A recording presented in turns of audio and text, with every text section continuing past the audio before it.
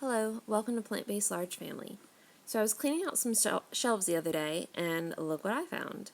I wrote all of these plant-based cheat sheets 4 years ago when we first decided to drop meat from our diet. I wanted to make sure we got enough protein, calcium, all the things everyone worries about when someone mentions dropping animal products that you don't actually need to. I wouldn't say I was worried, but I wanted to cover all my bases. It's funny to see how much work I put into our meals then versus how I meal plan now. I mean, I had how many servings you need when you're pregnant, when you're breastfeeding, when your kids are certain ages. Now I just ask my kids what they want to eat this week and make sure we only eat one processed meal each week, and that's about it.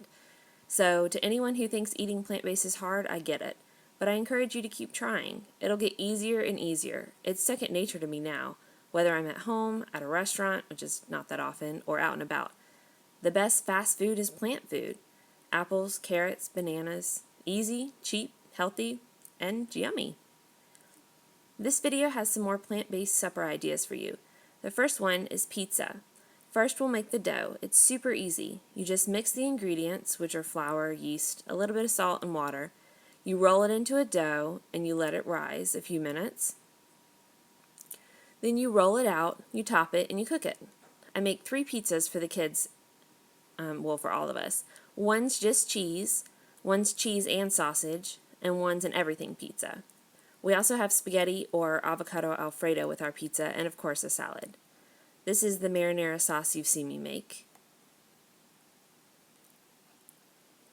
We normally do tofurkey, but my husband picked this up the other day at Whole Foods to try it out. Tofurkey you slice, and this just crumbles. They're both pretty spicy. I think I'm going to try something a little bit more mild next time. I had some dried tomatoes, and I just rehydrated those. And I cut some peppers and some mushrooms, and then we top ours with some diet cheese.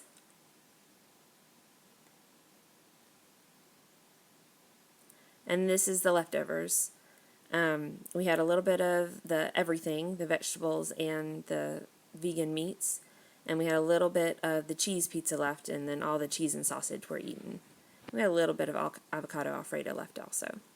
So another meal I mentioned in my last food video is taquitos. So basically you mash black beans and add a bunch of spices, not too much to tell.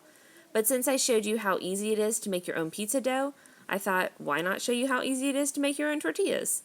They're basically flour, coconut oil, a bit of salt and water. It beats store-bought tortillas in price, health, and taste, hands down. You may have seen bread rising while I was rolling the dough. When it's bread baking day, I have no room on my counter. So tonight, tortillas were made on the kitchen table. And yes, I'm putting those on a booster seat.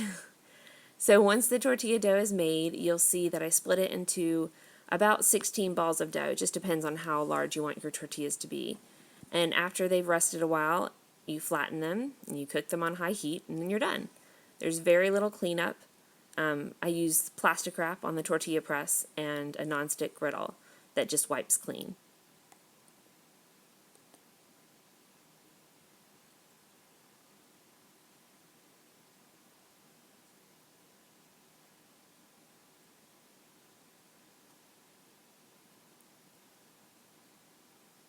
So this is the tortilla press I use. I just got it for Christmas one year. I think it's pretty cheap. I want to say it's like $12. Here we are about halfway through. Some are cooking, some are done. There's some bread. And then these are the ones that are already pressed. So really quickly, this is the 3-year-old's plate.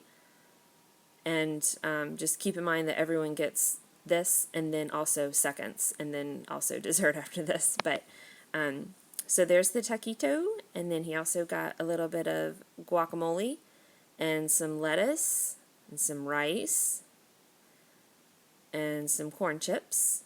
And so I decided to try Vegan 8's Nacho Dip last week, and it was a hit.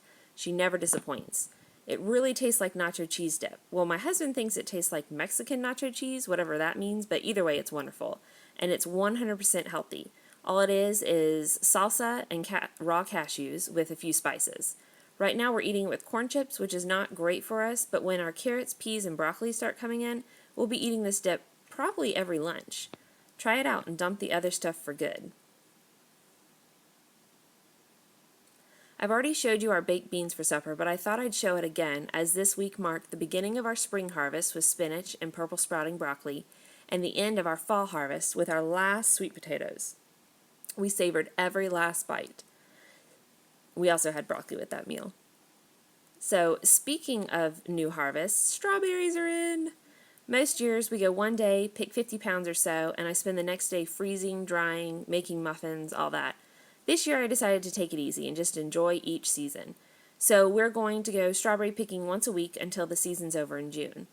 Other than eating them fresh, my 9-year-old enjoys making shortcake to go with them, and I love making smoothie bowls. We top the smoothie bowls with granola and more strawberries. I hope you enjoy the video and got more plant-based meal ideas. Have a great day!